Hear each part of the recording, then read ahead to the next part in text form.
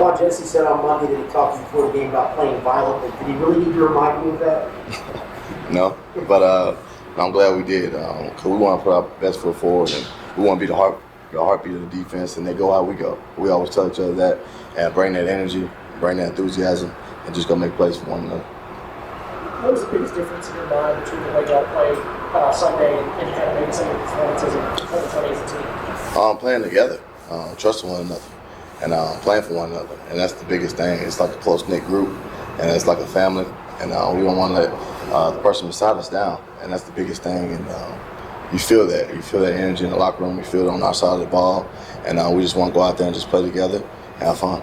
When it doesn't look like that, when it y'all aren't together, how does that manifest itself on the field on game days? Because you just don't worry about yourself, self-preservation, when you don't play together. And we're trying to get away from that. We want to play as one, and it's just like a closed fist. Only strongest your weakest link. So we're playing together right now. We're playing well, and we want to keep on putting good film on tape. Your focus was shutting down one of the best running backs in the NFL, and you guys did it. I mean, he averaged like 3.1 a carry. So now Montgomery's second leading rusher in the NFL behind Joe Mixon, your teammate. Is the same MO? Same MO. Why not us? Step to the challenge, accept it, and go out there and play your ball and go out there and have fun and make plays, fly around, run to the ball. It's the same mindset. Same mindset, play in and play out, take one play at a time. What was the most impressive part to you about the defense in general on Sunday? The D-line was going to work now, and it's one of the biggest improvements. And when they do well, man, when they go and eat and hunt, it make our job easier. And they started off with a whole bunch of holding calls, guys getting loose up front, making plays, and just creates that momentum and that energy, and it feeds off each other.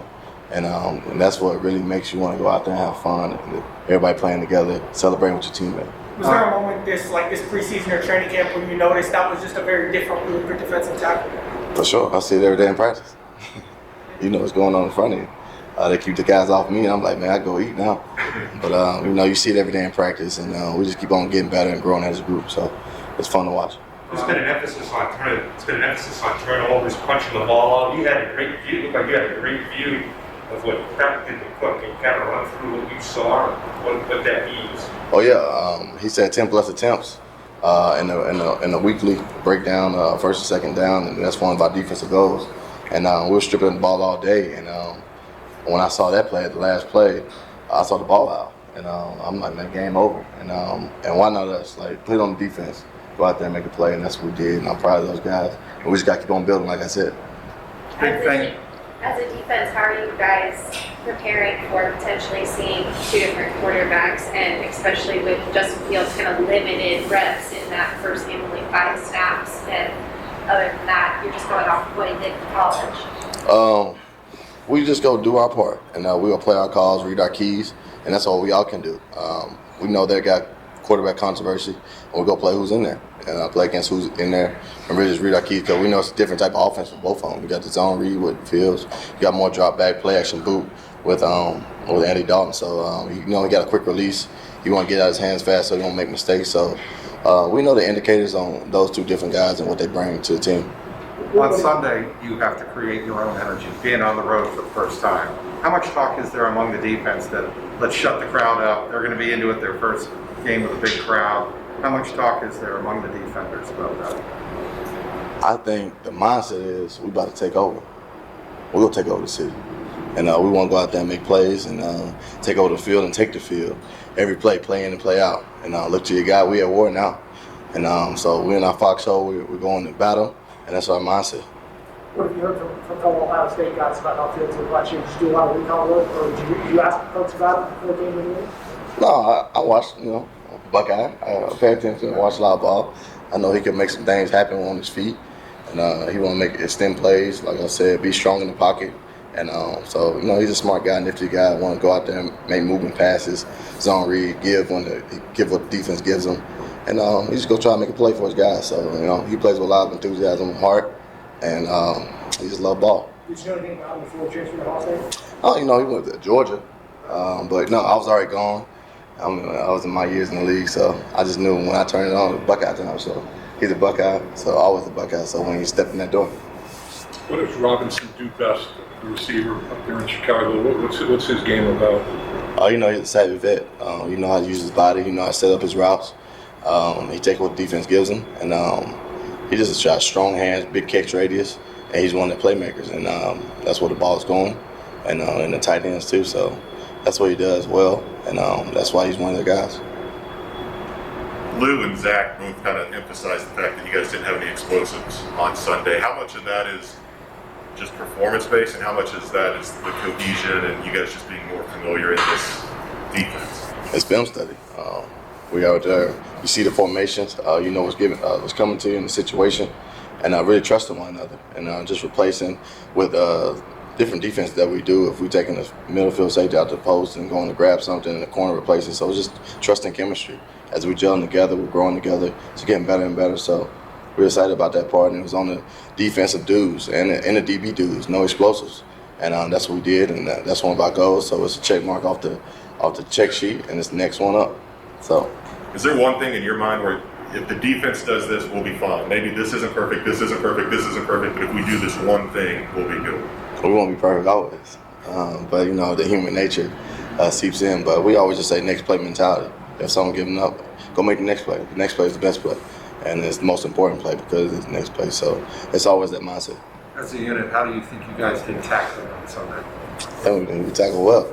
We got to keep on putting it on platform, putting it on film, and we only, you know, in the defense, as I say, and I was taught growing up, you know, I think the only thing we have is fear for our offense because everything is predicated to the offense. Now you go out there and tackle violently and show it on film, all the offense will recognize that, and then they'll come across the middle like they usually do. So that's what we got, and that's what we'll keep on doing. Sorry. How is the communication? You know, you've never had to talk too much, obviously, on defense. And then you'll be able to do the same thing up there because they're not going to be going nuts right when their offense is on the field. Was your communication pretty good in week one, and can it improve to week two? For sure. And I feel like with communication, you just got that feel, that connection. And you just got to anticipate it sometimes within the game plan. And you got to do it in practice, always over-communicating so you can have that feel of what you guys, what each other is thinking and how we go play it. So, and then it come with film study, and you ask the corners how you feel this route, how you see this route. And it's just always just in tune with one another. And that's the biggest thing. We haven't gotten a chance to talk to you since Taylor named the captain. So what does it mean to you to be a captain for this team? It's an honor, you know, when your peers vote you to be a leader and in front of the team, and it's an honor. You know, I'll never take that for granted. And we're just going out there just trying to do my part, my 111, to really help this team succeed. And that's the biggest thing. Vonn, it seems like you talk a lot, you know, I think you talk a lot with Eli. I think played with college. Yep. Well, and, you know, how do you think he's done stepping into the starting role now? How do you think he's doing what you talked about being the captain? I think he's doing well. There's still some things to fix, but I always tell him next play, forget about it. Go out there and challenge. Be you. And that's the biggest thing. You know, he's like a brother to me. I've been knowing him for a while, play with him. And so it's always the next thing. We always have our hard conversation. He give me hard conversations. So we just want the best for one another. And that's the biggest thing. That's trust, and that's a brotherhood. Were you a part of recruiting Eli to Cincinnati though? Well, yeah, I was talking to him. But, What's the biggest difference you've seen in him since when you first met him? his confidence. He's letting it all go. He's he's out there just playing, using his big body frame out there, pressing guys, getting a hand on guys, and really knocking balls down, making plays. So that's the biggest thing, and he just got to keep it going, creating that momentum, and playing his best ball. He had an unfortunate series of 3 plays in that game Sunday. Did you talk to him after that, or did you kind of pay attention to how he reacted or rebounded from that? I always say next play. Forget about it. It's a DB mindset. You got to have amnesia sometimes. Like, what play are you talking about? Okay. Yeah. that's the mentality you got to have, and just go out there, just next play. Because, like I said, next play could be your biggest play.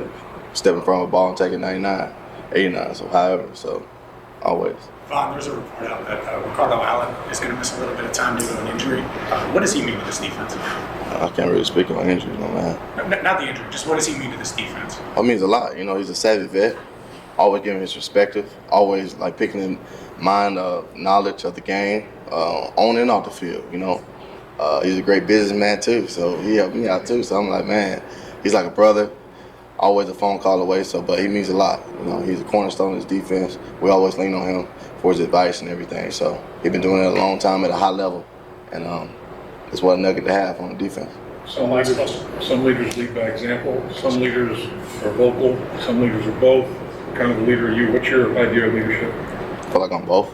I'll let things known be known, and I'm gonna go out there and just play my best ball, and you're gonna feed off my energy.